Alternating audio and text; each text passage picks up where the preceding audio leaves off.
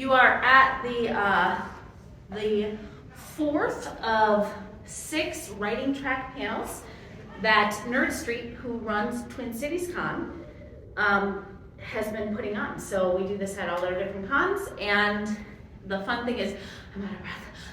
Sorry. The fun thing is that we are recording them all, and if you come to any one of them, you can get the videos from all 6.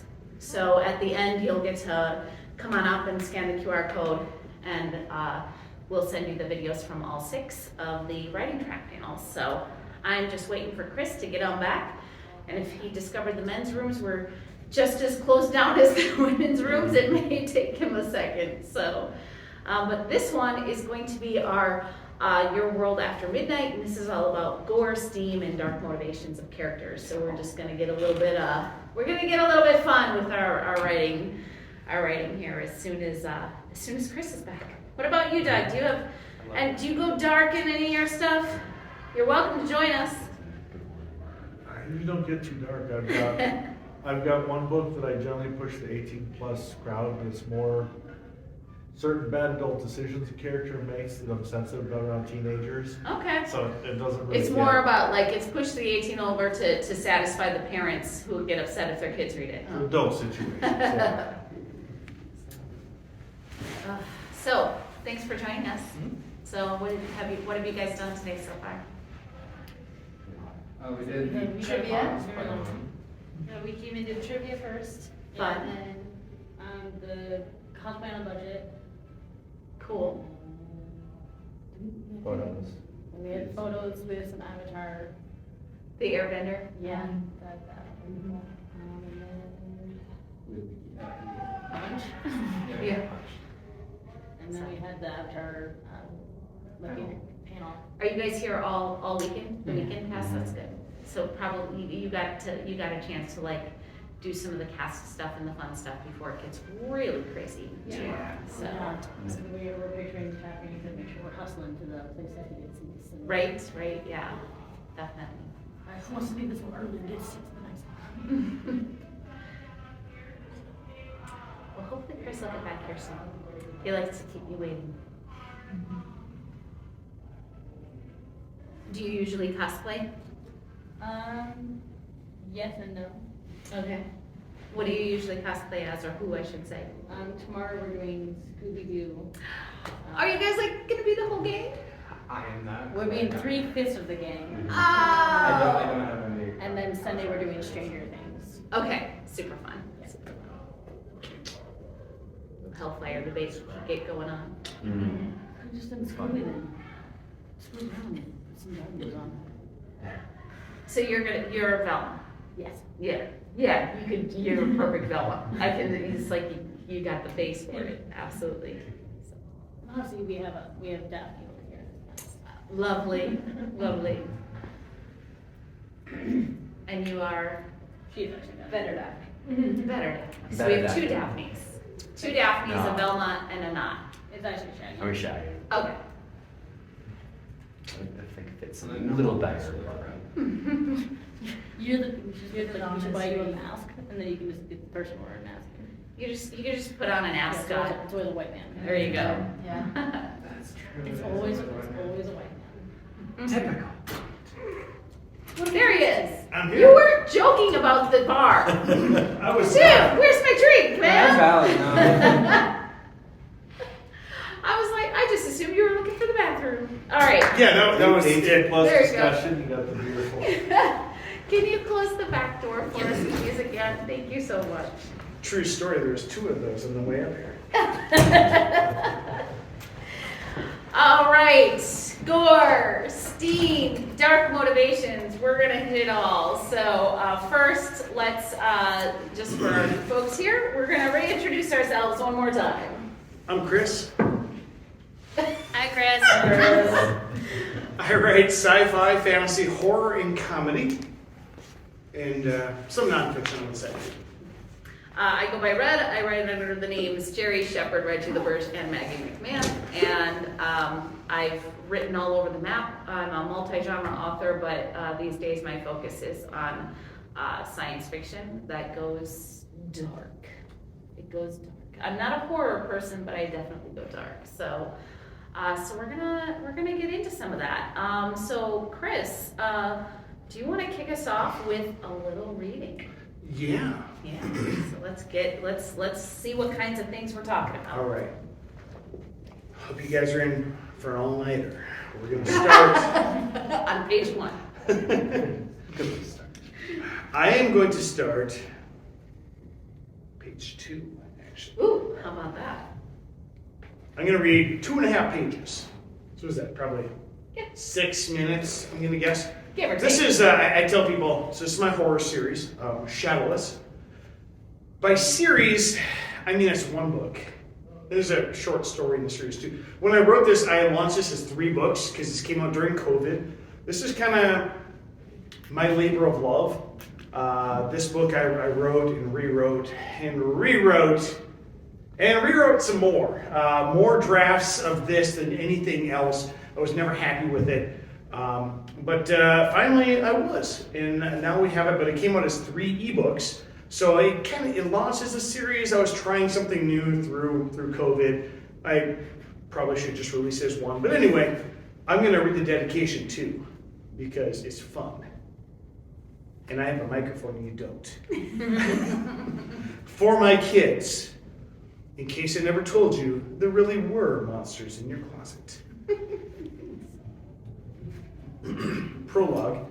Dr. Raymond Lems awoke with a gasp and sat up. Pain riddled his body. It forced him to drop back upon the collapsible stretcher where he found himself laying. His torso felt like someone stabbed him with burning pokers. Raymond touched his hand to his chest and looked at it with groggy eyes. Blood. With great effort, he lifted his head enough to glimpse his chest.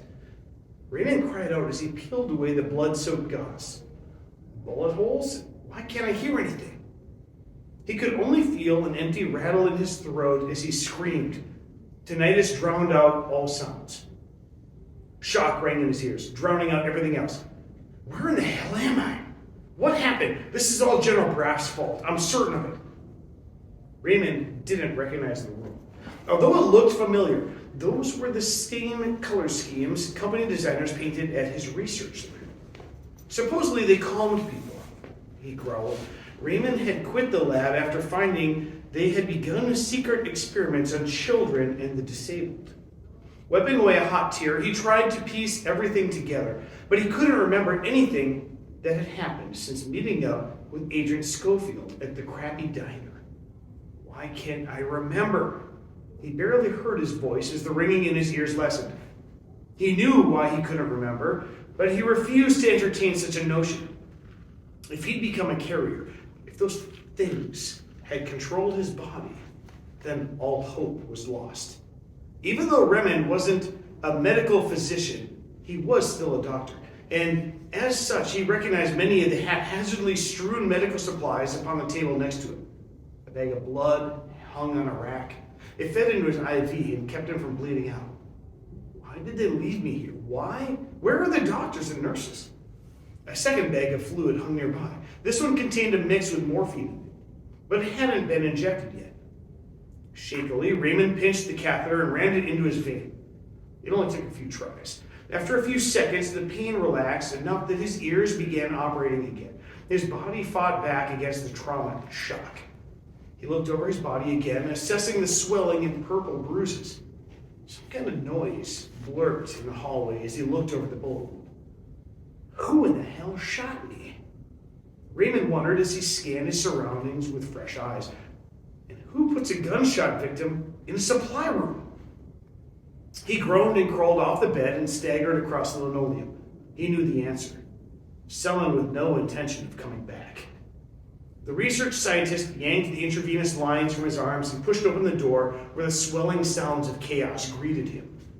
Yellow lines flashed everywhere in the hall. Yellow lights flashed, bathing everything in pulsating amber. Warning sirens shrieked in time with klaxon lights. Inhuman screams echoed from the nearby stairwell, sounding like some kind of portal to the underworld. He'd often joked that his and Swaggart's madcap research might open. Raymond stumbled across the hall and found a door with a familiar nameplate. He scowled and opened the entrance to General Roderick Braff's office and locked it behind him. "Where are you, Swaggart?" Raymond limped across the hallway and towards the broken window at the far side of the room, wondering where his friend had gone. Blood leaked from his oversaturated bandages, and he felt lightheaded. Shards of glass crunched underfoot as he meandered past the general's ornate wood desk. A bittersweet odor tugged at his nose. The doctor grabbed clumsily at the smoldering cigar that lay on the desktop. With shaky fingers, Raymond barely succeeded in placing the smoking husk between his lips by the time he got to the busted window pane. He peeked out of the commotion. A herd of bodies sprinted across the far slope, heading up the hillside in a hurried panic. Dread filled the researcher's gut with hot regret. It all made sense. The blackout, the gunshots, the sirens. The entities have broken free from their containment units in the basement. He looked at the ground and noticed an empty shoe abandoned upon the tangle of broken, bloody glass. Raymond couldn't be certain, but he thought it could be Braff's brand. It made him happy to think that somehow, someone had finally thrown that bastard through the second-story window. He just wished he could have been there to see it. Raymond looked back towards the mountainside. The peak stood in stark contrast to the eerie light glowing behind them. And then something brilliant flashed, and all the light on Earth went out. So, first of all, cool stuff, right? So one of the things that people think about the horror or dark, and in this case, we're on the horror side of the darkness. It's easy to picture a scene. It's another thing to create the sensory scene. And so I'm just curious from you guys, as you listen to that, what were some of the things that you were there with the character? What different phrases? Because there are some certain phrases that made it really oh, this is actually painting the scene in an experiential way for me as a reader, as opposed to just the picture, a flat picture. What sort of stood out to you? The pulsating lights. That word too, because you can feel it as well as see it. What else? The rattling in the throat. That's a good one.